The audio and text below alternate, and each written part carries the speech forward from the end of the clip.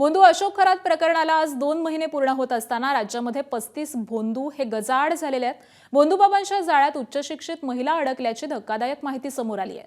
नाशिक आणि मुंबईमध्ये सर्वाधिक भोंदूंवरती कारवाई करण्यात आली आहे। येत्या काळामध्ये या भोंदूगिरीला आळा घालण्यासाठी शासनाने महत्त्वपूर्ण जबाबदारी पार पाडावी अशी मागणी अंधश्रद्धा निर्मूलन समितीकडून केली जाते।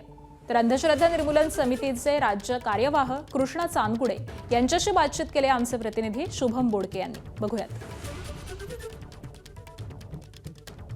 अशोक खरात प्रकारानंतर मोठ्या प्रमाणामध्ये अंधश्रद्धा निर्मूलन समितीने देखील काही पीडितांना न्याय देण्याचा खरं प्रयत्न केलेला होता। काय नेमका एकूण आज आपण बघतोय 35 गुन्हे दाखल झालेले आहे। अंधश्रद्धा निर्मूलन समितीने देखील मोठी कामगिरी जी आहे ती राज्यभर त्या ठिकाणी राबवलेली होती। 2 महिन्यामध्ये महाराष्ट्रामध्ये एकूण 35 गुन्हे दाखल झालेले आहेत। महाराष्ट्रामध्ये भोंदूबाबा एवढ्या प्रमाणात असणं ही महाराष्ट्राच्या पुरोगामित्वावर प्रश्नचिन्ह निर्माण करणारी बाब आहेत। हे जे गुन्हे दाखल झालेले आहेत ते महाराष्ट्र अंधश्रद्धा निर्मूलन समितीच्या प्रयत्नाने काही गुन्हे दाखल झालेले आहेत, तर काही स्वयंस्फूर्तीने दाखल झालेले आहेत। ग्रामीण भागाबरोबरच शहरी भागातही गुन्ह्यांचं प्रमाण अधिक असल्याचं आपल्याला दिसून येत आहे। या जर 35 गुन्ह्यावर जर आपण नजर फिरवली तर बहुतेक सर्व धर्मातील बुवाबाबांच्या विरोधात गुन्हे दाखल झालेले आहेत।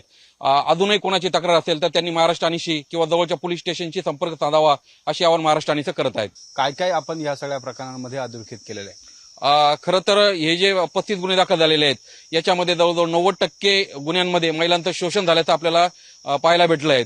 उर्वरित गुन्ह्यामध्ये आर्थिक शोषण झाल्याचं प्रमाण आपल्याला दिसून येत आहे।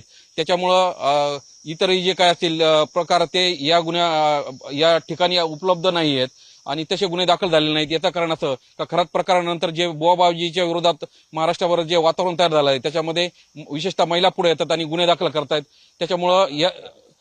त्याच्यामुळे हे जे गुन्हे आहेत ते या 2 कारणासाठी दाखल झाले असं आम्हाला वाटतंय। माझ्यासोबत कृष्णा चांदगुडे होते आणि त्यांनी एकूण नाशिकमध्ये देखील मोठी कारवाई केलेली आहे। सोबत राज्यभरात देखील ज्या अनिच्छा कारवाई आहे त्या सुरूच असल्याचं आपल्याला या निमित्तानं पाहायला मिळत आहे।